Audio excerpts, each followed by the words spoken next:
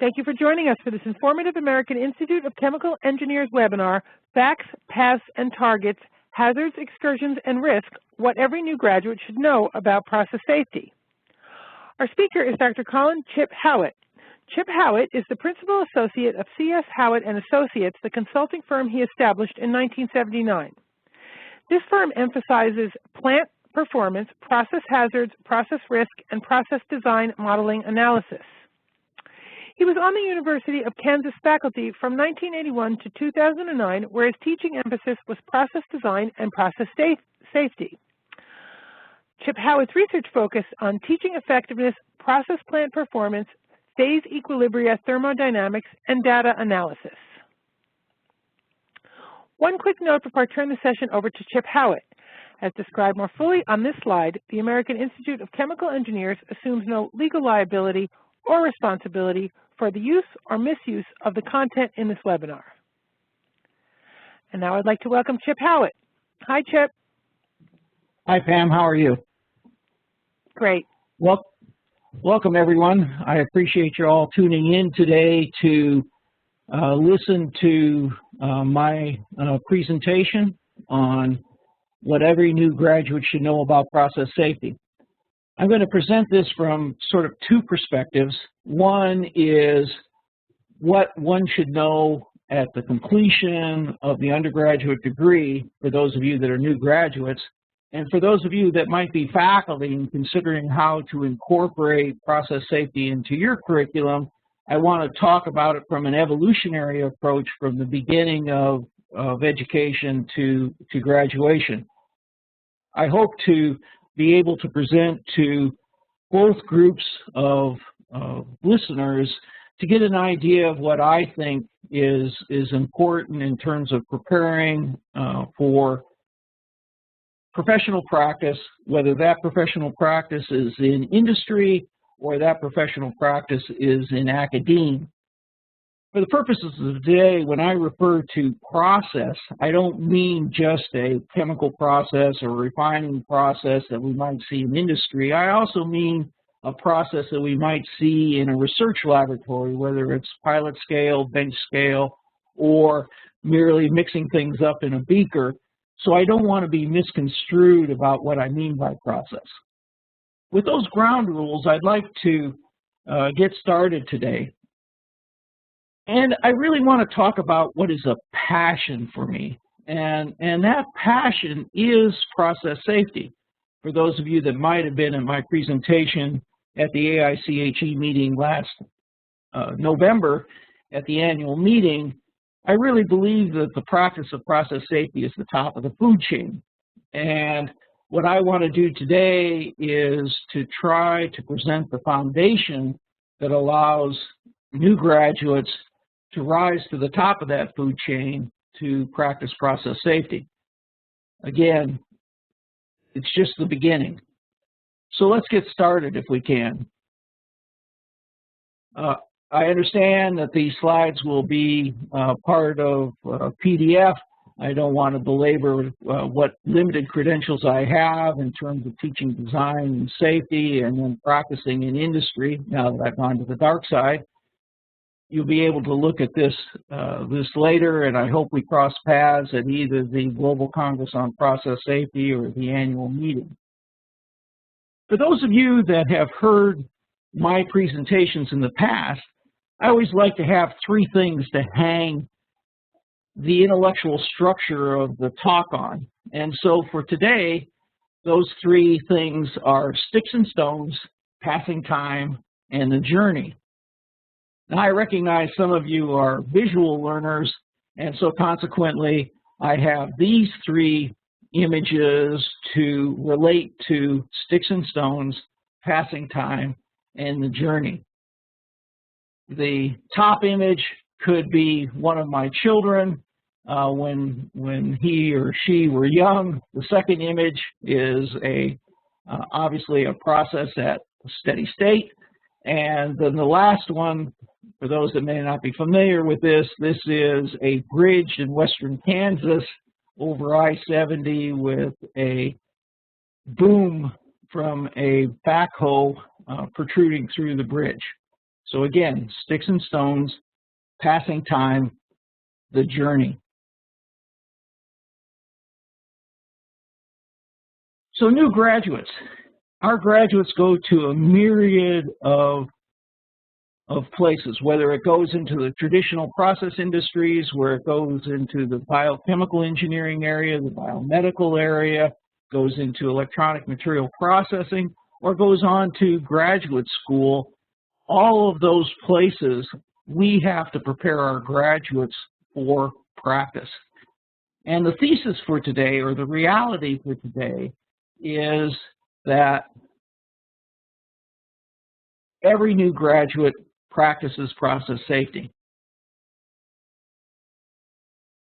We all, that is all of our graduates, all of us, are responsible for recognizing that we have hazards, recognizing that we have to keep control of those hazards, and that if we lose control of those hazards, in some likelihood, people are going to get injured. In many ways then, and here's the passion, in many ways, process safety is more important than some of the subjects that we have covered in the university. I'm not proposing today to have a process safety course. I want to talk about how students should get perspective relative to process safety, and then that perspective that new graduates should have upon graduation. So this is the reality. In order to get started then, I want you to think of inches, seconds, and circumstances. It's the difference between first aid and death. This is the reality into which our graduates go on practice. I'm going to show you a series of images. You can explore them later on your own time. These, with the exception of one, are all recent events. Upstream processing in the Gulf, downstream processing in Texas, petrochemical processing, Louisiana, agricultural chemical processing, West Virginia, agricultural chemical processing, India, food processing, Georgia, transportation, Quebec, university laboratory, Texas, another university laboratory, Maryland. In all cases, the people who were responsible for recognizing what the hazard was and then controlling that hazard to a tolerable level, in some sense, failed. Whether it's an individual or whether it's equipment, that's not the purpose of today's discussion. It's a recognition that there are hazards that our graduates go into, that new graduates are facing, that in fact have to be kept under control, recognizing that there is still some residual risk, which I'll define in a minute, and that if we lose control of those hazards, there's going to be damage to the environment, there's going to be damage to people, damage to the business, certainly capital loss. Our situation with new graduates is complicated because of our culture. At least in North America, and the United States and specifically, in many ways, our view of recreation is if there's no risk, there's no fun. I'm an avid mountain biker. I take risks daily as I ride the rocks in Colorado and Kansas. That culture has to be overcome and changed within the perspective of new graduates, and so those that are going through the university need to have that perspective of no risk, no fun changed, get rid of the go mentality to recognize that we have significant responsibility to society, to our family, to our profession, and of course our employer to control the hazard. We can look at it this way. If we're not careful, new graduates will be overconfident. In this particular case, the new graduate, the cat, is looking at a prime meal, the bird. Of course, the bird, being an eagle, might be saying, "Here, kitty, kitty." That is, the hazard could overwhelm the cat. So within our context, we have to talk about risk. We have to put that in the context of our culture and have that perspective as a new graduate. So where do we start? Well, we start in the beginning. There are a variety of definitions for hazard. There's a variety of definitions for risk. But chemical engineering is so complex.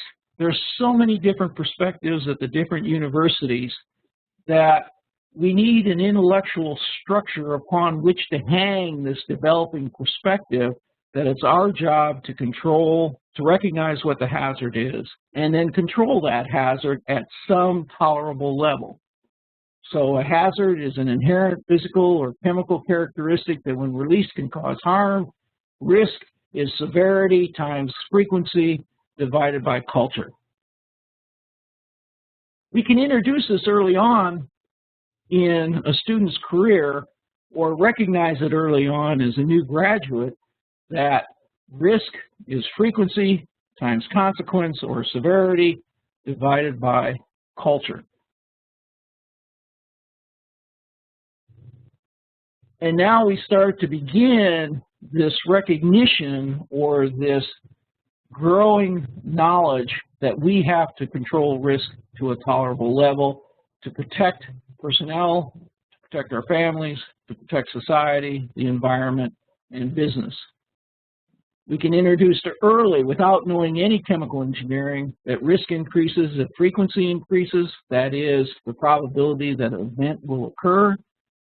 Risk increases if the severity increases. Clearly, releasing 5 ounces of gasoline versus 1,000 barrels of gasoline is going to be a different severity. And risk increases if the culture of the site is weak. So how do we go about from this beginning of an intellectual structure to the point where new graduates have the appropriate perspective for practice in industry or academia? We can start by recognizing that these are infrequent events that we're dealing with. In other words, looking at serious accidents and fatalities, that's a high consequence or high severity event. Every accident is seen the day before. And so unsafe behaviors and observed challenges, which happen frequently, can in fact lead to a serious accident.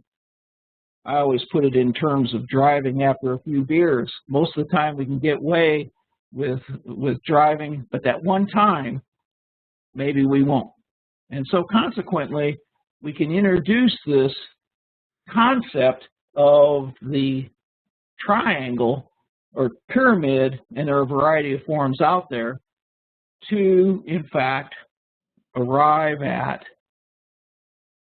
this concept that we're dealing with high severity, low frequency events. So let's get to the gist of the talk now. Sticks and stones, passing time, and the journey. Think about what our chemical engineering problems are that we assign our students or they read in the textbook or we had when we were a student. Simple example, and perhaps this dates me, but maybe there was a stage-wise processing where we were to do a binary distillation, or maybe we had to do a multi-component distillation using hydrocarbons. They were just words on the page. They can't be words on the page anymore. We have to recognize that there are hazards associated with it, and we have to emphasize that we have to control these hazards to an acceptable level. If we could have the first video, please.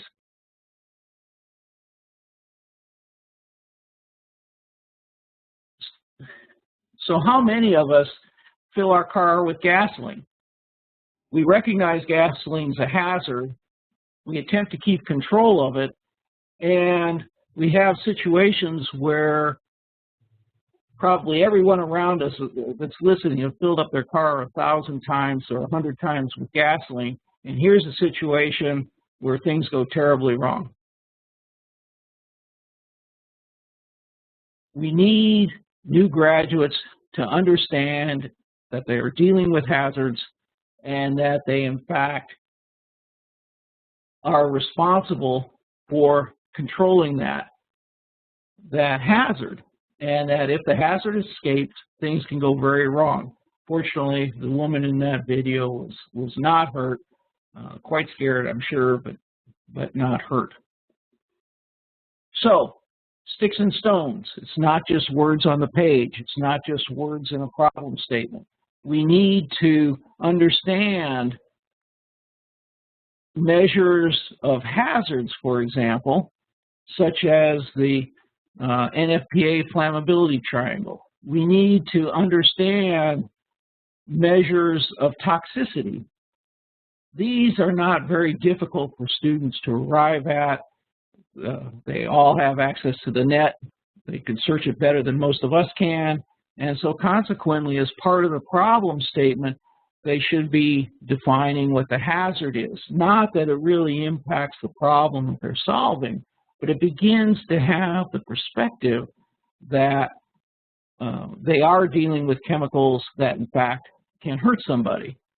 We can also start to introduce things such as the fire triangle or the combustible dust pentagon to recognize how that hazard, the flammability of the fuel or the combustibility of the dust, might in fact escape.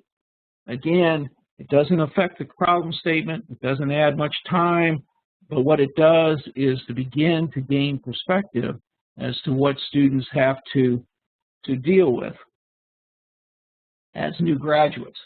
And so early on, we should define what a hazard is, define what risk is, introduce MSDS or safety data sheets, define properties that are specific for your program or as a new graduate specific for your site. It might be flammability, it might be explosion limits, it might be toxicity, but it could also be corrosivity, it could be reactivity, it could be onset temperature for thermal decomposition. There are a variety of measures. I'm not suggesting that we have specific ones that everybody has to know what the UEL is, upper explosive limit for a chemical, but what I want to do is to gain perspective and again to respect the hazards that we are dealing with, and that this is not just problem solving, something that engineers actually relish. I do think that there needs to be a added part to every assignment, since most textbooks don't look into hazards, that students actually document for some of their problems or all their problems, if it's dealing with a hydrocarbon, what the UEL or LEL is, just to recognize that there are those things out there with which they have to deal. Physical hazards are a little bit harder to see, if you will. Students understand fire, perhaps.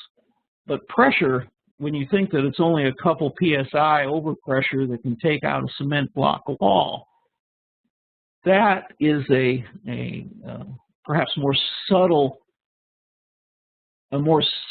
measure of a hazard than say flammability or toxicity. And so we as educators and those that are new graduates have to try to put the physical hazards into their personal perspective in order to recognize that pressure, vacuum, temperature, height, velocity, for example, can be significant hazards, and again, if released, can cause harm. Well, the idea is then, in the beginning, we recognize that sticks and stones and words can actually hurt us, and we need to keep control of those potential hazards or those hazards so that people aren't hurt. Let's turn to passing time. This is a CSB edited video that I like to use. I take CSB videos and cut them down to something useful, if we could.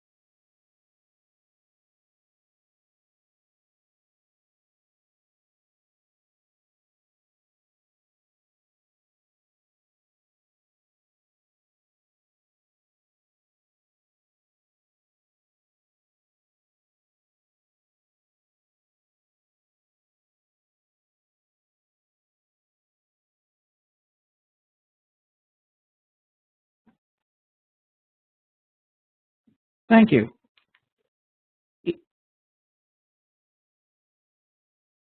Thank you. In those 2 minutes, there were a variety of things that we could build upon to provide the perspective for new graduates.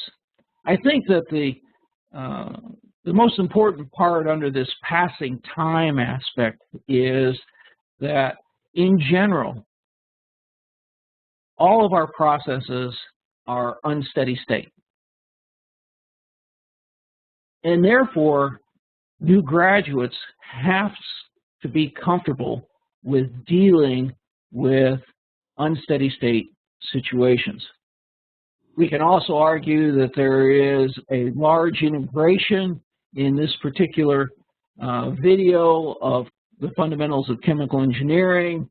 There's the general material balance, the general energy balance, and then the details that deal with generation, consumption, release of energy, not release of heat like CSB said, but the release of energy. And that integration is important as part of this passing time. So not only does the undergraduate or new graduate have to be comfortable with unsteady state situations, they have to be comfortable with integrating the fundamentals of chemical engineering. Now it gets hard, because now it's recognizing or building an intellectual structure to deal with the situation that plants don't run at steady state, and that unsteady state situations can in fact lead to what we'll call the journey later, but will lead to a potential release of the hazard. So in terms of perspective, and in terms of what new graduates should know, is they should know first that plants all operate in unsteady state mode, and then they should be comfortable analyzing or setting up situations to analyze unsteady state operation. That's relatively easy from a mathematics point of view these days. We have MATLAB and their equivalent competitors. We have process simulators like ChemCAD, which can simulate dynamic situations, allowing students to focus on the chemical engineering fundamentals instead of focusing on the mathematics and getting the differential equations to solve. We don't have to simulate everything dynamically.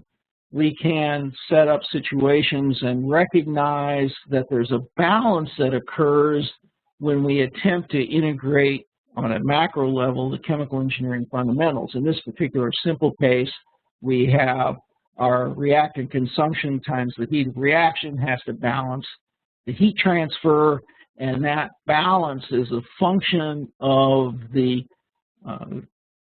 conditions such as temperature, but also the physical characteristics, volume, heat transfer, area, and so forth. Students have to be comfortable with that integration. And this means that we have to potentially, as we move up through the curriculum or as we graduate, change the way we look at perhaps chemical engineering.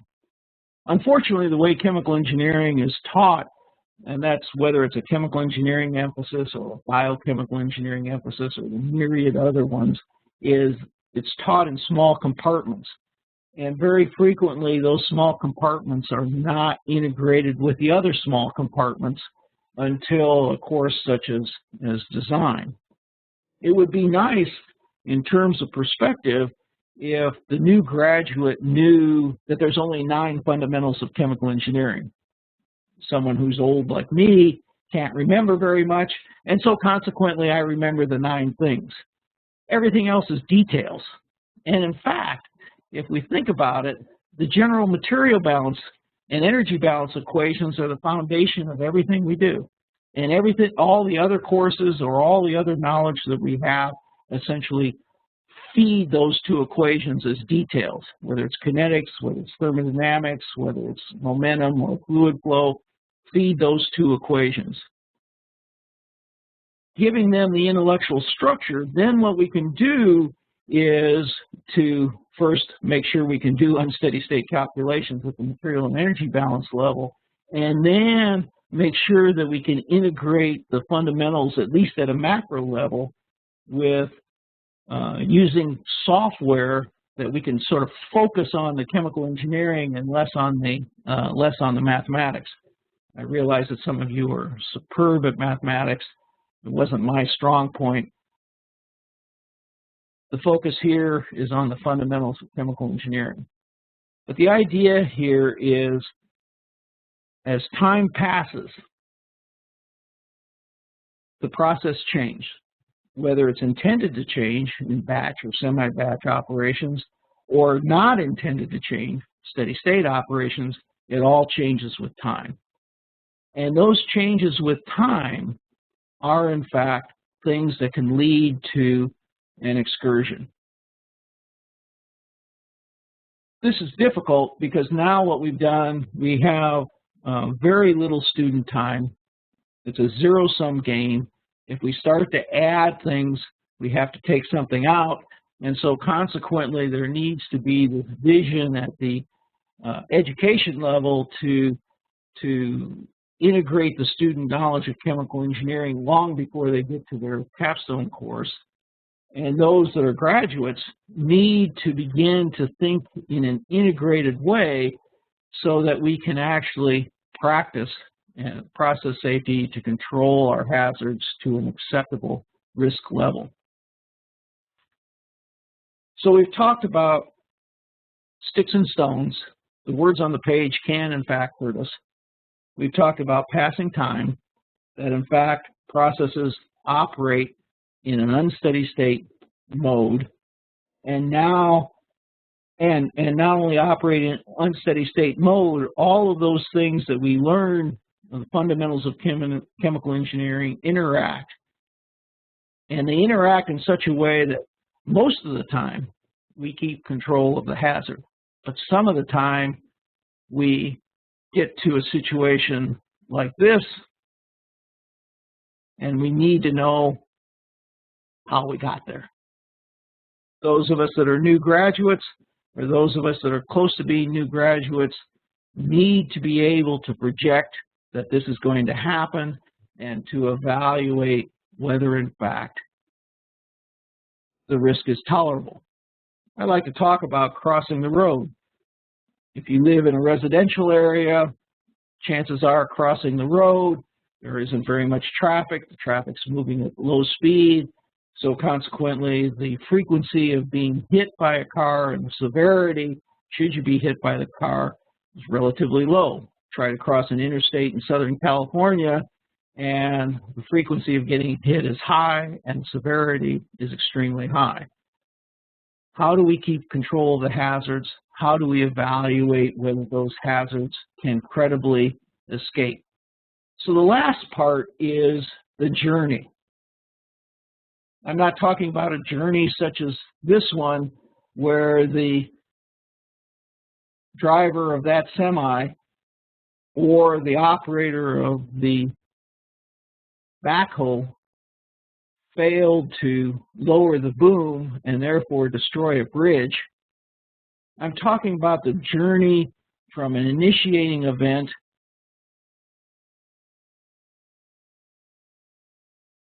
through intermediate steps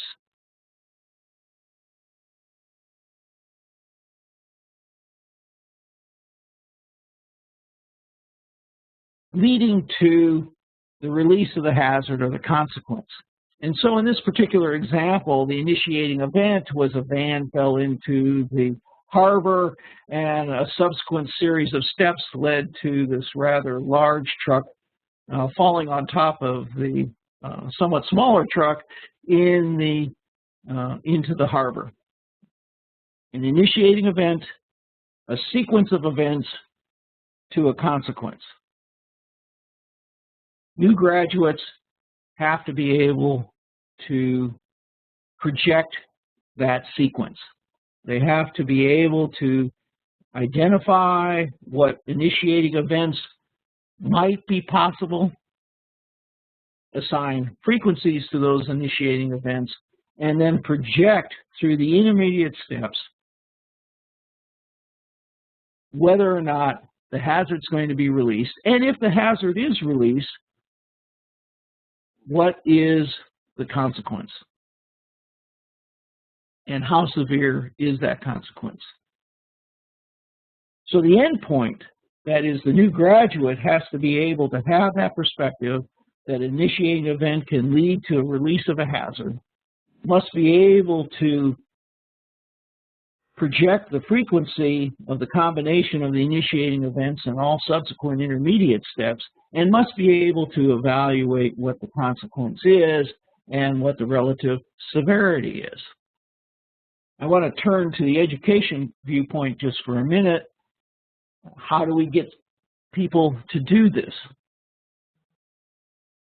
I admit fully that in industry I really don't practice event tree analysis, but as an education tool to provide that integration of the chemical engineering fundamentals and begin to introduce the concepts of safety functions or layers of protection, an event tree is inductive reasoning that can assist transforming a junior or senior level chemical engineering student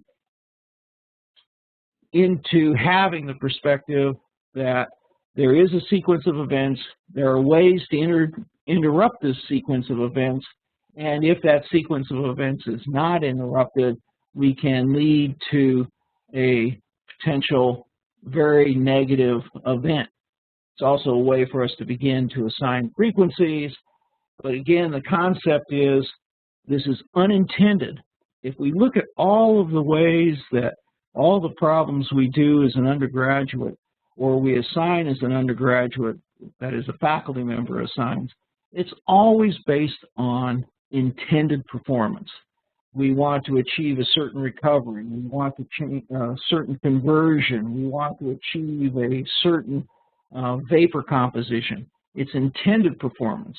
We now have to get people to think of unintended performance, when things go terribly wrong or could go terribly wrong, leading to a sequence of steps within the equipment, inside the iron and steel, inside the glassware, ultimately releasing the hazard, potentially causing injury, identifying whether that risk is acceptable. To begin the transformation, an event tree is a nice, a good pedagogical way of introducing the concept. We need to go farther, though. We need to have some kind of hazard identification methodology and come up with all of the possible ways that the hazard can, in fact, be released. In this particular example, you can see that the flow sheet is relatively sophisticated. The focus is on this preheater through this reaction product. It's an exothermic reaction, autocatalytic. We have preheat. We have cooling at the bottom to try to keep the reactor under control normally. We have auto refrigeration to take out additional energy from the reactor in an attempt to control the temperature.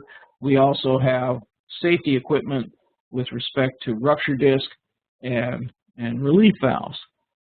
We have a process control system, albeit in this case not overly sophisticated, but we have a process control system, and we want the new graduate to be able to analyze this particular design to decide whether, in fact, the risk is tolerable to either install or to operate this particular process. There's also some equipment that's introduced that is safeguards or layer protection. There's rupture disc, there's relief valves. Those are details that do need to be covered, but the concept here is the journey. The hazard is the energy that's released from the autocatalytic exothermic reaction. Can we keep control of that energy so that we don't rupture this reactor, cause damage, and potential loss of life?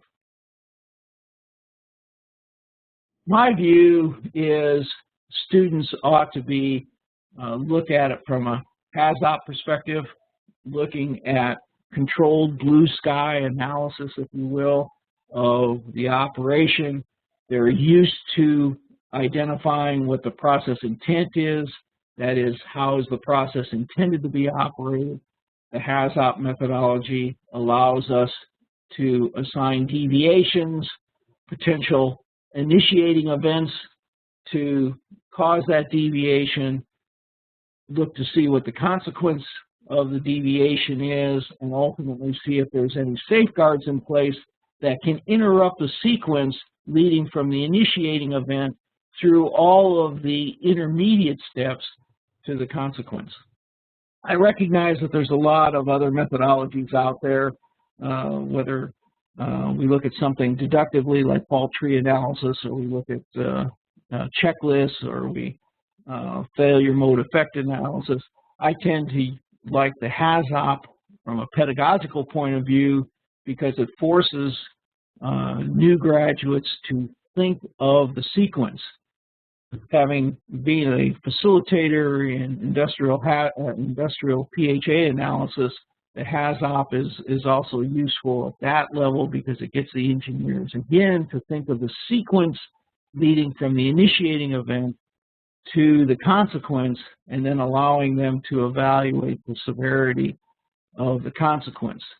Again, stepping back pedagogically, it allows students to, nearing graduation, to, in fact, identify safeguards that might terminate that event if they operate properly. And of course, we can, in fact, assign frequencies or probabilities of failure on demand for those safeguards to come up with a global frequency. So far, with respect to the journey, what I've talked about is the initiating event that students and new graduates have to have a perspective that things do go wrong, that in fact, when those things do go wrong, they lead and begin a sequence of events or responses in the equipment which may or may not lead to a release of the hazard and therefore consequences. It also allows them to assign frequencies and identify consequences. I think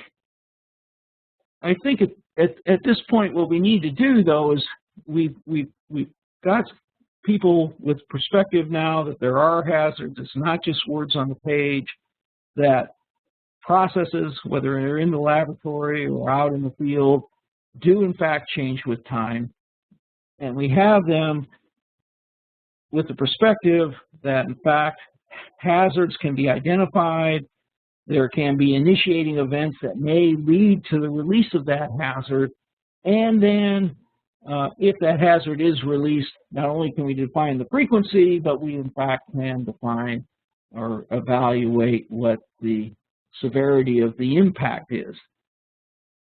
I'm not proposing that new graduates know about dispersion modeling. I'm not proposing that students look at probit for dose curves. I'm looking more at a semi-quantitative method such as layer protection analysis, where there is a way to easily identify what the severity is. And I think that's consistent with my view of using a process simulator or MATLAB to focus on the integration of the chemical engineering fundamentals.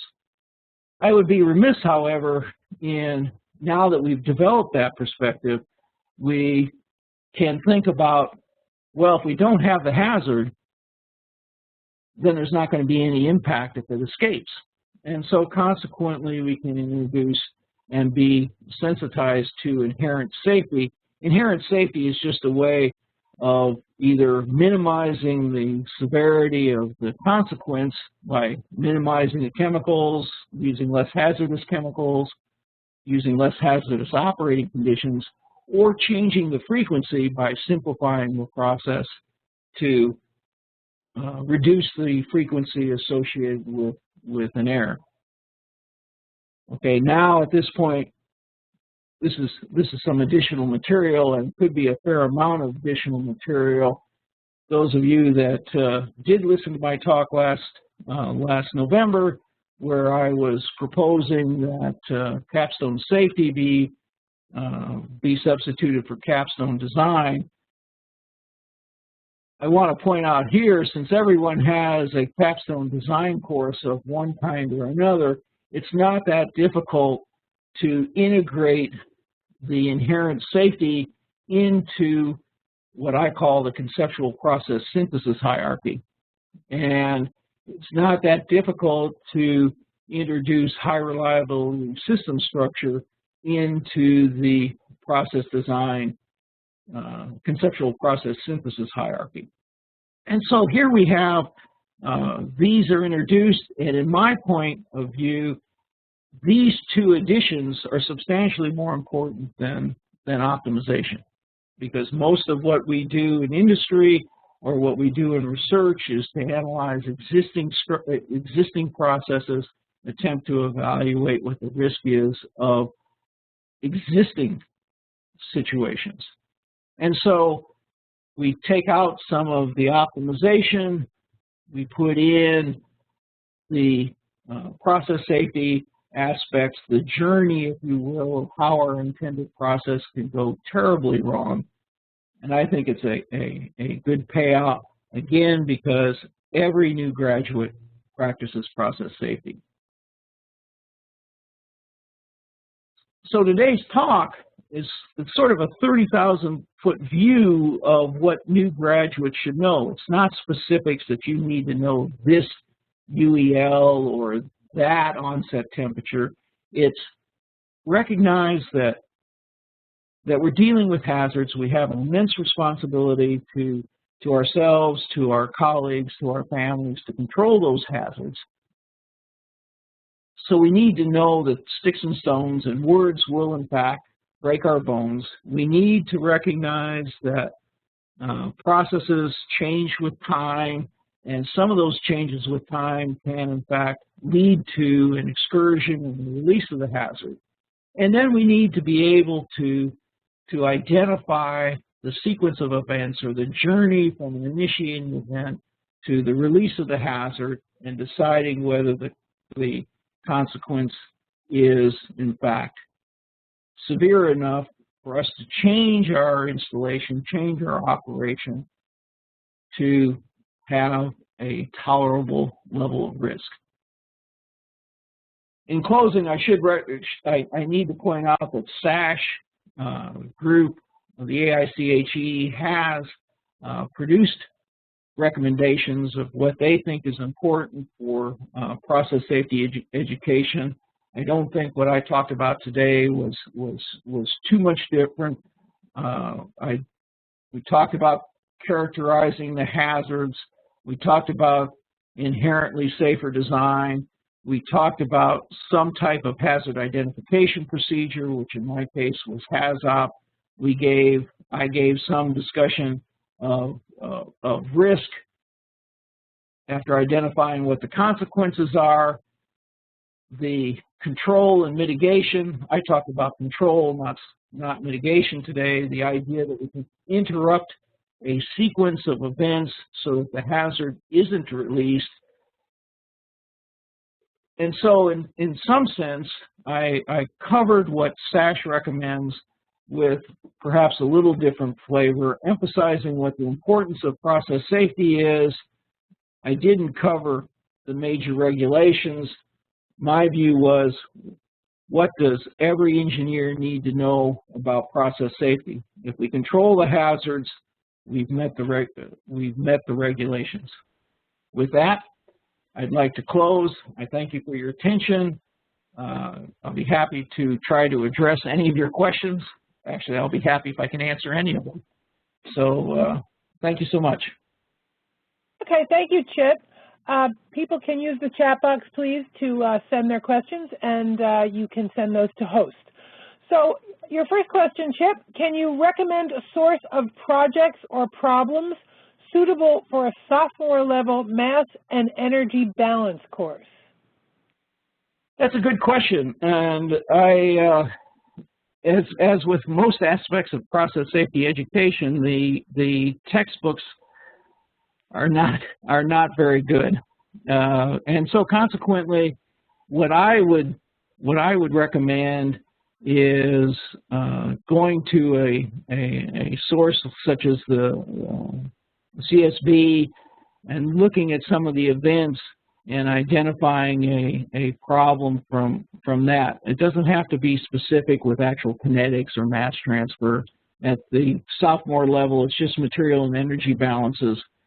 I think we can capture some of the problems based on that. I also, SASH has developed on their website a whole series of problems that's available to everybody, and they have now characterized them as what courses they think it's important for.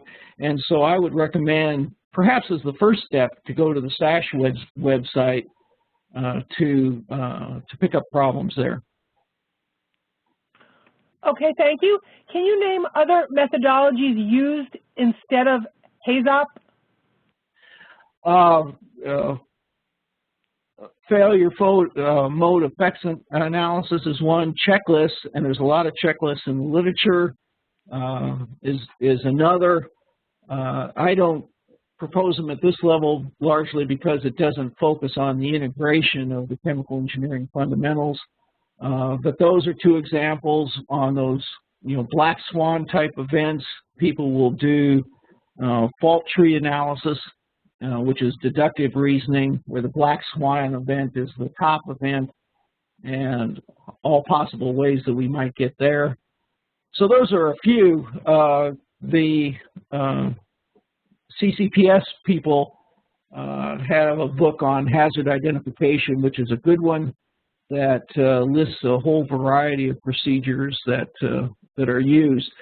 turns out that most of my interaction in industry has been on HAZOP. Okay, thanks. How can we develop our background on risk management? A background.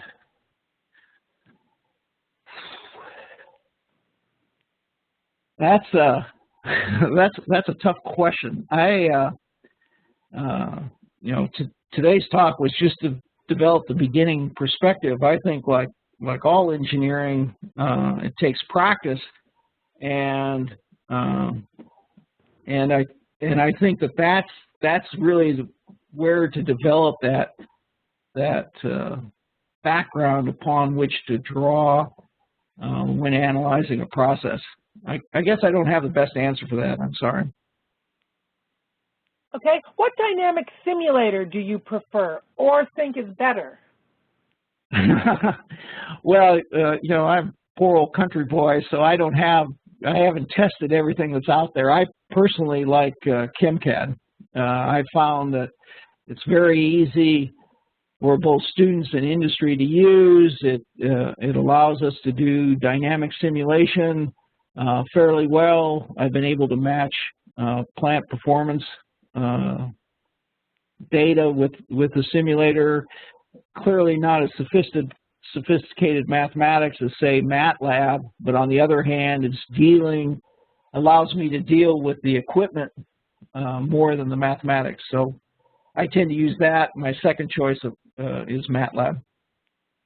Okay, thank you. What approaches and resources would you recommend to teach a multidisciplinary engineering safety and design course?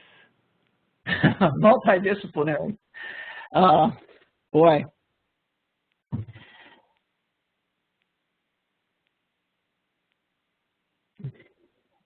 I'm sort of shooting in the dark here because the multidisciplinary, assuming it has mechanical engineering, civil engineering, has perhaps some business people in it. I'm not sure I have a real answer for that. I guess I would tend to, because of the semi-quantitative nature of it, I would tend to build off a book like CCPS's LOPA, Layer Protection Analysis Introduction, that allows, because it does have mechanical aspects, it does have civil aspects, business people will have to be drawn in a little differently, but it doesn't tend to be as detail-oriented in the integration of fundamentals just for chemical engineers. So I probably would start there and test it with a class. Okay, thank you. You said that student time is a zero-sum game. How do we include the emphasis on process safety? What do we take out of the curriculum? I think that's a pretty good question. I think one of the problems associated with education is to recognize relative importance, and so what I tried to do when I was in teaching process design and teaching process safety was to use this skeletal structure that would allow me to make, or allow the students to make, connections among the fundamentals. I gave an example in the design. Personally, I'd remove optimization and add the process safety as an example. The concept of putting in the early hazard identification, that is recognizing a hazard, doesn't take much time. There's databases of MSDS out there that students can bookmark and quickly find, again, faster than we can, what a UEL is, or a time-weighted average, or an STEL for toxicity.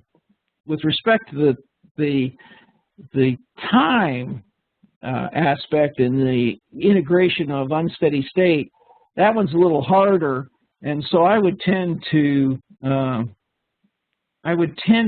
at the problems that I was assigning and whether I needed to assign one more stage-wise processing or one more convective heat transfer analysis, and instead of assigning one more of those, put in the concept of, say, balancing heat transfer area against reactor volume, and do it that way. Always with every problem trying to have some process safety aspect. That way it's not an add-on, it's integrated as part of the structure. So that there's some ideas off of, go ahead, I'm sorry. That's okay. Do you want to finish? I'm finished. Okay, great. What about good designs practice manuals like API? Do you think they introduce a good level of hazard control?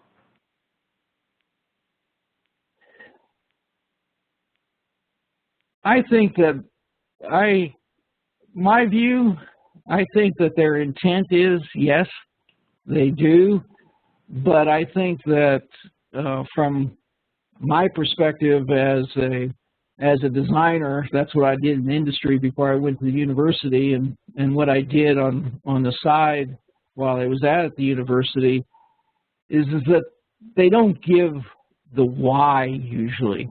And I think it's important for the new engineer or the practicing engineer to know why that practice is in place, what hazard is attempting to be controlled by that. Because I think those design manuals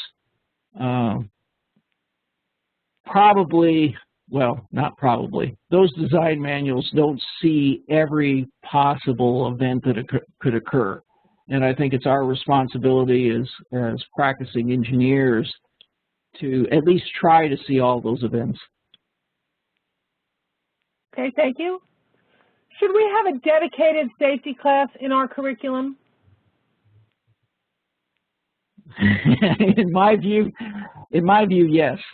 But I certainly recognize that that's difficult to do in the crowded curricula that we have.